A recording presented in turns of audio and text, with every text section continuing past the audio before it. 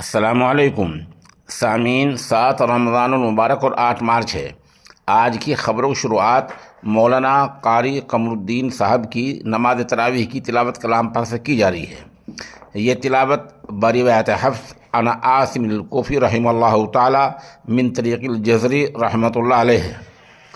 कारी मौसूफ़ डिस्ट्रिक्ट मल्लापुरम में वाक़ असरी एकेडमी जामिया दारुल हिकमतुल इस्लामिया केरल में नाज़िम तालीमात हैं और इस तिलावत को पेश करने वाले शेखुल मुक़री नजीबुल्लाह इरफ़ानी सुम्मा साक़िबी उस्तादुल क़ुर्रा बिल जामिल इस्लामिया दारुल उलूम रशीदिया इस्लामिक यूनिवर्सिटी केरल हैं।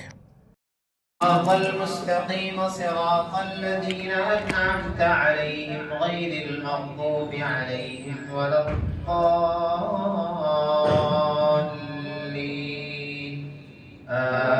آمين. وإذا سمعوا ما أنزل إلى الرسول ترى أعينهم تفيض من الدمع مما عرفوا من الحق يقولون ربنا آمنا فاكتبنا مع الشاهدين. وما لنا لا نؤمن بالله وما جاءنا من الحق ونطمع أن يدخلنا ربنا مع القوم الصالحين. فأثابهم الله بما قالوا جنات تجري من تحتها الأنهار خالدين فيها وذلك جزاء المحسنين. والذين كفروا وكذبوا بآياتنا أولئك أصحاب الجحيم. يا أيها الذين آمنوا لا تحرموا طيبات ما أحل الله لكم ولا تعتدوا إن الله لا يحب المعتدين. وكلوا مما رزقكم الله حلالا طيبا واتقوا الله الذي أنتم به مؤمنون. لا يؤاخذكم الله باللغو في أيمانكم ولكن يؤاخذكم بما عقدتم الأيمان.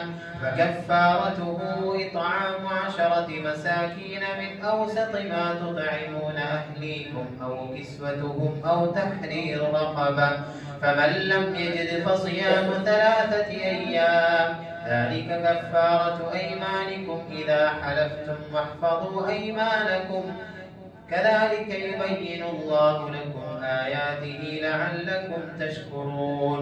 يا أيها الذين آمنوا إنما الخمر والميسر والأنصاب والأزلام رجس من عمل الشيطان فاجتنبوه لعلكم تفلحون.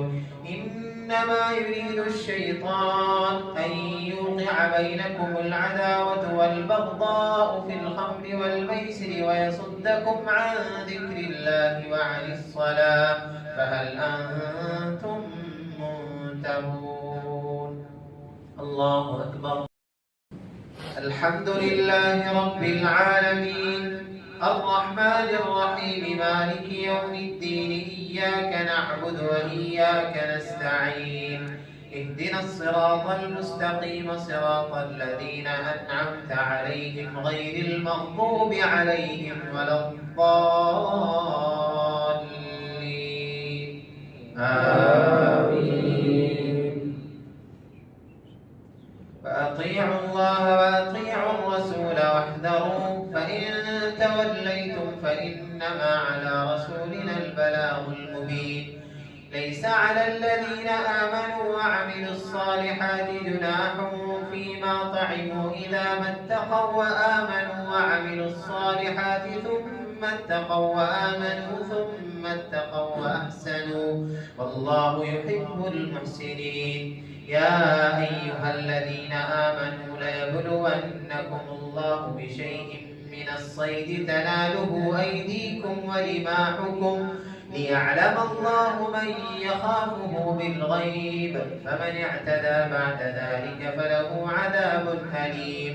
يا أيها الذين آمنوا لا تقتلوا الصيد وأنتم حرم ومن قتله منكم متعمدا فجزاء مثل ما قتل من النعم يحكم به ذوى عدل منكم هديا بالغ الكعبة أو كفارة طعام مساكين أو عدل ذلك صياما ليذوق وبال أمره. عفى الله عما سلف ومن عاد فينتقم الله منه والله عزيز ذو انتقام.